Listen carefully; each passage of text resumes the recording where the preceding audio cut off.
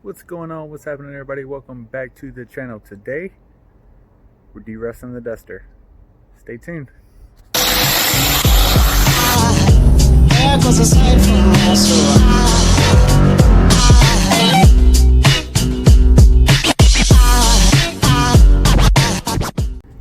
Alright guys, welcome back. So it's gonna kind of be a boring video today, but the duster, as it was sitting, got some good surface rust.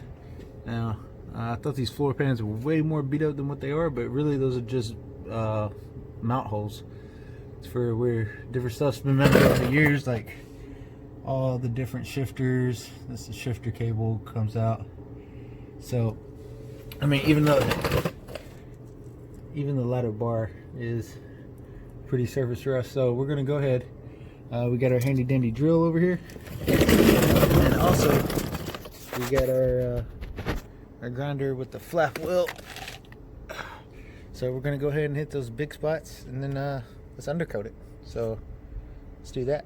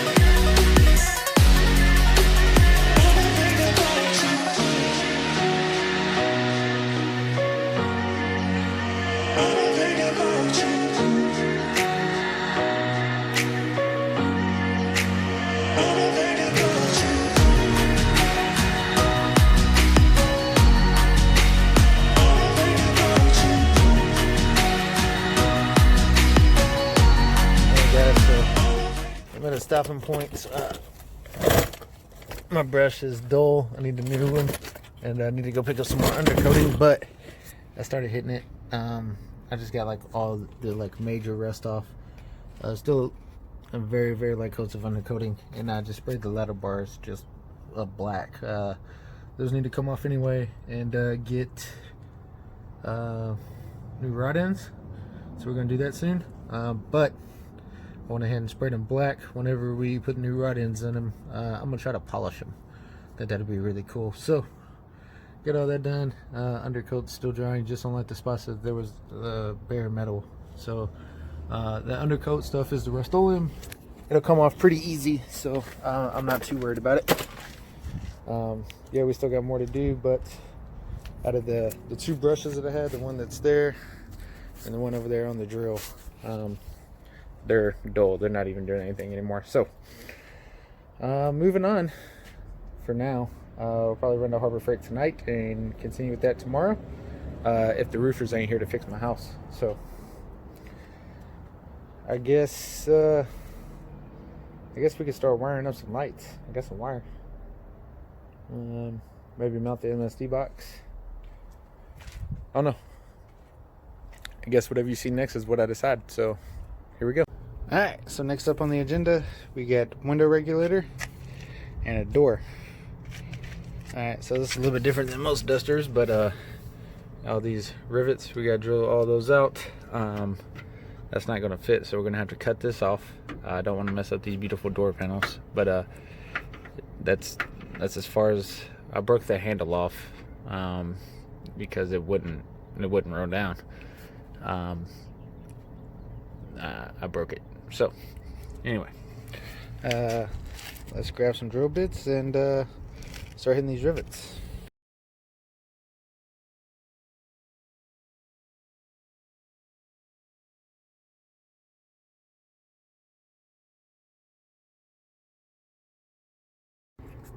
Alright guys, so we got all of our rivets out. I still gotta knock them through, of course, but now it says you get the regulator out. It's 1, 2, 3 bolts. That's it. This lever right here slides out of that. The window's obviously gonna try to fall. We'll just hold it, put the other one in. I mean, it's that simple. Once we get the other one in, we'll knock out these rivets. All these rivets down here. Clean up the inside of the door a little bit, and then throw our door panel back on. So let's do it.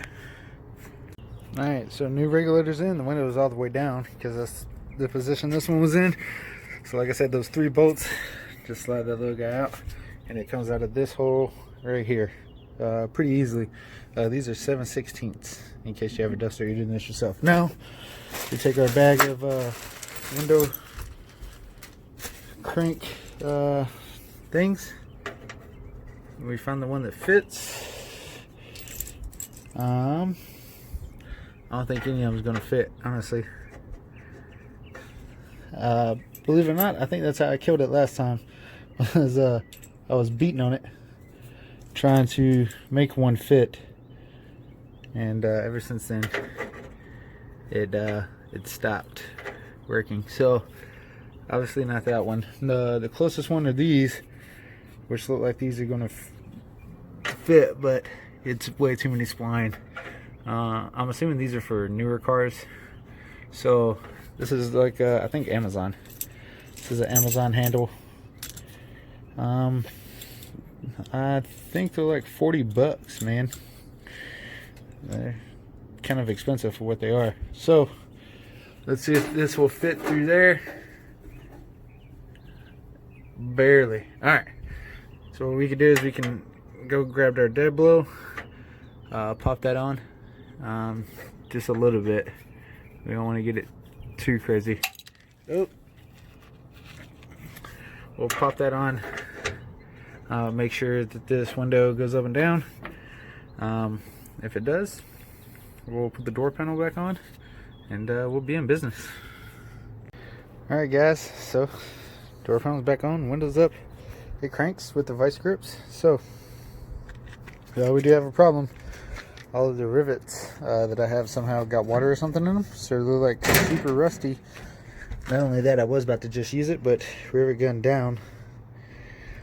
I was hoping it was just stuck in the head, but head obviously came off clean, and rivet's been in there. I've been messing with it for like 20 minutes. I'm just gonna go buy a new rivet gun and new rivets. So at least we got the window working. That's the main thing. Alright, so next up we got our battery disconnect switch. We hook it up to these wires right there and right there. Comes out the hole. Really simple. You just take these, slide that on. I got the bolts over there bolted up, and slide it out this hole, bolt it down, and you're good to go.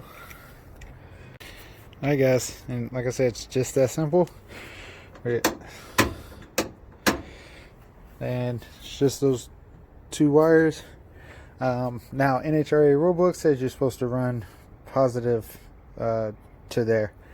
Now issues with street cars and stuff like that is if you run the positive there, you turn off the power, the alternator is still running, and it's hooked up to a central lug, right? Because basically you just got a hot wire going up here to a bulkhead up there, which is a starter relay, and then everything still runs. So if you have the power hooked up, it still runs. So don't tell NHRA this, but we decided to keep ours still functional, so it's hooked up to a chassis ground. So the MSD box will sit behind the passenger seat, right? And I'll run a wire all the way back up here to the positive of the battery. Scratch that. We'll run the wire up there to the lug, and then we'll chassis ground it. So something happens, like I get a crash at a track, they'll come back here. It's off right now, that'll be on. They'll flip it off, kill the car. It'll kill the fuel pump, because the fuel pump's chassis grounded. It'll kill the MSD box, it'll kill everything. So it takes 15-20 minutes, something like that, and she's on. So I didn't put the sticker here where the off on is, because obviously the car needs to be painted, and we'll use that sticker when it's actually painted. In the meantime,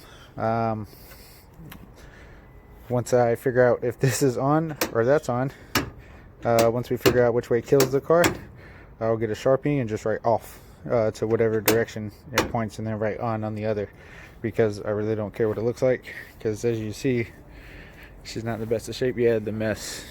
Sorry, we'll get it cleaned up. So that's it.